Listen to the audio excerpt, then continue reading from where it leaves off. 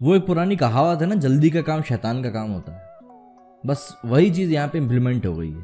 क्या है कि अभी पूरी दुनिया को सिर्फ एक चीज़ की खोज है, और वो ये कि कोरोना की कहीं से भी दवाई मिल जाए। क्योंकि देखिए, एक बात जो समझने वाली है वो ये कि जिस भी इंसान को कोरोना की दवाई मिलेगी या जिस भी देश को कोरोना की दवाई मिलेगी, उसको पैसा बहुत मिलने वाला है, क्योंकि इस चीज़ की ज़रूरत सबको है। अभी भारत अकेले में करीब 4.5 लाख मरीजों की पुष्टि हो चुकी है। उनमें से कई लोग ठीक भी हो चुके हैं, पर जो total number of cases India में निकले हैं उनकी काउंटिंग करीब 4.5 लाख अब हो चुकी है। तो इसी बीच बाबा रामदेव की एक दवाई निकल के आती है, इसका नाम है कोरोनिल, जिसका कि नाम है कोरोनिल। अब ये कोरोनिल क्या है? तो भैया बाबा रामदेव की पुष्टि है, मतलब वो क्लेम कर रहे हैं कि कोरोनिल के सेवन से 3 दिन में लगभग 69% मरीज ठीक हो जाएंगे, और 7 दिन अगर उनकी दवाई ले ली जाती है तो 100% मरीज ठीक हो जाएंगे। अब जब भी बात होती है 100% मरीजों के ठीक होने की, तो वहाँ पे सवालिया निशान लग जाता है। क्योंकि जो बीमारी इतनी बड़ी हो, मैं ये नहीं कह रहा कि हमारे यहाँ के आयुर्वेद में दम नहीं है, लेकिन फिर भी 100% किसी चीज़ को लेकर आप अगर एश्योर कर रहे हो तो वो एक बहुत बड़ी बात हो जाती है। तो आज उसी के बारे में थोड़ी सी हम डिटेल में बात करते हैं और इस चीज़ को डिकोड करने की कोशिश करते हैं कि आखिर बाबा रामदेव यहाँ पे करना क्या चाह रहे हैं, जिनको कि हम जानते भी हैं और मानते भी हैं कि बहुत बड़े मार्केटिंग एक्सपर्टीज़ है उनके पास। बहुत बड़े मतलब उस बंदे से ज़्यादा अच्छी मार्केटिंग करते हुए मैंने किसी बंदे को नहीं देखा। बलबीर तोमर, जो कि जयपुर के एक मेडिकल कॉलेज से हैं, इनके साथ मिलके हमारे रामदेव बाबा ने ये वैक्सीन जो है, दवाई जो है, डेवलप करी है। और सबसे बड़ी हैरान करने वाली बात ये है कि जब ये दवाई आई मार्केट में, कल ही रिलीज़ हुई है, हालांकि कल परसों में जब ये मार्केट में आई, तो इसके ऊपर कोई बहुत बड़ा रिएक्शन देखने को नहीं मिला। सिर्फ यूथ की तरफ से मिला जिन्होंने उसके ऊपर मीम बनाए। कोई बहुत बड़ा रिएक्शन देखने को नहीं मिला। और सबसे बड़ी बात, अगर ये दवाई इतनी ही कारगर है तो इसको हमारे ऑर्डर्स क्यों नहीं मिले इस दवाई को लेकर? इस बात को लेकर भी बहुत सारे सवाल उठे हैं। अब जब हम बात करते हैं ये कोरोनिल की, तो कोरोनिल के अंदर आखिर क्या क्या है? तो ये एक पूरी किट है। इसके अंदर सबसे पहले तो हमारी कोरोनिल है, जो कि गिलोय, तुलसी और अश्वगंधा से मिलकर बनी हुई है। इसके बाद इसके अंदर है अणु तेल, जो कि नाक वाक में डाला जाता है ये सर्दी जुकाम के टाइम पे।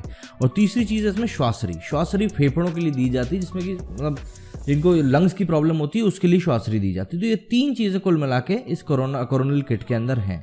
अब जब हम बात करते हैं कोरोनिल की, जो कि बनी है गिलोय, तुलसी और अश्वगंधा से, तो डॉक्टर्स तो पहले से ही ये दवाई सभी को रिकमेंड कर रहे हैं।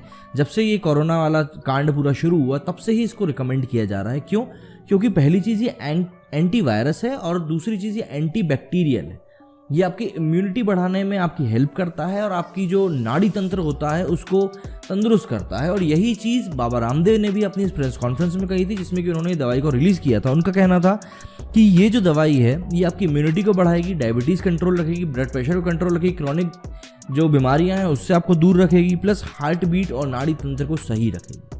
अब देखिए, ये सारी बातें मैंने मान ली, क्योंकि देखिए जो आपका कंटेंट है वो पहले से ही कहा जा रहा था कि हाँ भैया ये सब चीज़ें तो इम्यूनिटी बढ़ाने का काम करती हैं।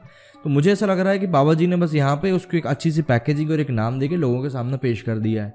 क्योंकि ब्रांडिंग बहुत इंपॉर्टेंट होती है किसी भी चीज़ के लिए, अगर आप उसकी मार्केटिंग करना चाह रहे हो तो। लेकिन जब ये सारी बातें हमारे सामने आती हैं तो एक चीज़ और है जो हमको हमेशा दिमाग में रखनी चाहिए, और वो ये कि WHO की वार्निंग एक आई थी अभी एक डेढ़ महीने पहले की बात है। WHO ने वार्निंग दी थी कि कोई भी दवाई को आप ये बोल के नहीं बेच सकते कि भैया ये जो दवाई है ये पूरी तरह से कोरोना का इलाज कर देगी। ये WHO ने पहले ही वार्निंग दी थी।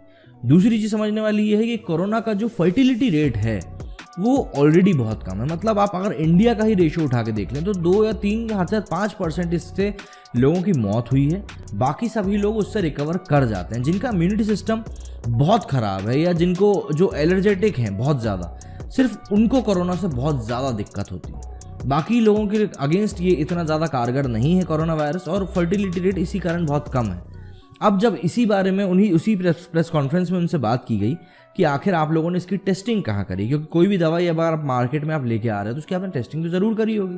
तो जब इनसे पूछा गया तो बलबीर साहब ने कहा कि हमने इसको हमारे हॉस्पिटल में टेस्ट किया है, करीब 50 लोगों के ऊपर इसके हमने टेस्ट किया, और हमने ये पाया है कि वो 50 मरीज़ ठीक हो गए। हमने इसके ऊपर ये भी ध्यान दिया था कि हम सबको हम बिना नाम जाने और बिना किसी डिस्क्रिमिनेशन के हम उनको दवाई दें, इसलिए हमने ट्रांसपेरेंसी बहुत तगड़ी रखी थी कि लोगों को ये चीज़ पता ना चल पाए। तो भैया उनका ये कहना है कि उन लोगों ने उस दवाई का टेस्टिंग वहाँ पे किया है। अब मुद्दा ये आ जाता है कि क्या इन लोगों ने उस दवाई की टेस्टिंग किसी ऐसे मरीज पे करी थी जो कि बहुत हाईली अफेक्टेड हो कोरोना वायरस के कारण, या एक मीडियम या बिल्कुल लो अफेक्टेड मरीज के ऊपर करी थी? ये एक सवालिया निशान है। अब सीधी सी बात है, सवालिया निशान लगेगा तो भाई हल्ला तो थोड़ा बहुत हो गई। गवर्नमेंट परमिशन की जब हम बात करते हैं तो गवर्नमेंट परमिशन लेने के लिए आपको CTRI से आपका एक सर्टिफिकेट मिलता है। अब यहाँ पे सिर्फ और सिर्फ ऑनलाइन रिकॉर्ड्स रखे जाते हैं, ये गवर्नमेंट की तरफ से कहना है। सिर्फ और सिर्फ ऑनलाइन रिकॉर्ड रखे जाते हैं कि दवाई कब बनी, इसकी टेस्टिंग कैसे हुई, किन मरीजों के ऊपर हुई, ये सारे रिकॉर्ड्स यहाँ पे रखे जाते हैं। यहाँ से कोई सर्टिफिकेट नहीं मिलता, बल्कि सर्टिफिकेट आपको मिलता है COP के से। तो इनके पास COP से मिला हुआ कोई भी सर्टिफिकेट नहीं है। प्लस आयुष ने इस दवाई को फिलहाल डिनाई कर दिया है। डिनाई इन द सेंस उन्होंने इसके प्रचार प्रसार के ऊपर रोक लगा दी है कि भैया इसका प्रचार नहीं कर सकते, क्योंकि drug and magic remedies act 1954 के तहत किसी भी इस तरह की जो दवाइयों का प्रचार करना दंडात्मक होता है जो कि फॉल्स क्लेम करती है। अब यहाँ पे गवर्नमेंट का स्टैंड हमको समझ में आ गया, लेकिन इसमें दो बातें हो सकती हैं। या तो गवर्नमेंट को ये लग रहा है कि बाबा रामदेव ने बहुत बचकानी हरकत कर दी है और वो उनको बचाने की कोशिश कर रही है, लेकिन ये भी हो सकता है कि बाबा रामदेव ने बहुत ज़्यादा जल्दबाजी कर दी। जैसा कि मैंने आपको शुरुआत में बताया कि जल्दी का काम शैतान का काम होता है, तो ऐसा तो नहीं कि बाबा रामदेव ने बहुत ज़्यादा जल्दबाजी में दवाई निकाल दी हो बिना सोचे समझे कि क्या इसके परिणाम हो सकते हैं। क्योंकि ऐसे समय में जब पूरी दुनिया एक बीमारी से ग्रसित हो और आप ये क्लेम करो कि मैं इस बीमारी को जड़ से मिटा सकता हूँ, तो ये बहुत बड़ी बात हो जाती है।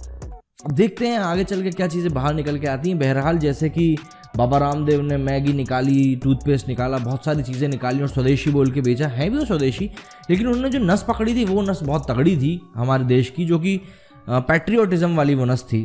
तो एक और ये चीज़ ऐसे टाइम पे लेके आए हैं जिसका कि अगर ये परमिट हो जाती है तो इसका बिकना लगभग तय है।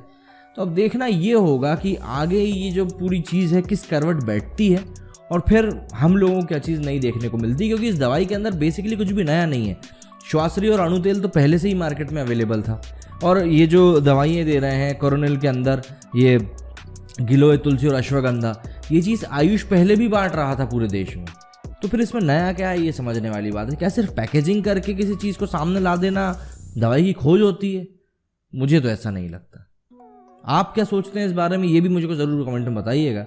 मेरी आज की वीडियो में बस इतना ही। जय हिंद, जय भारत।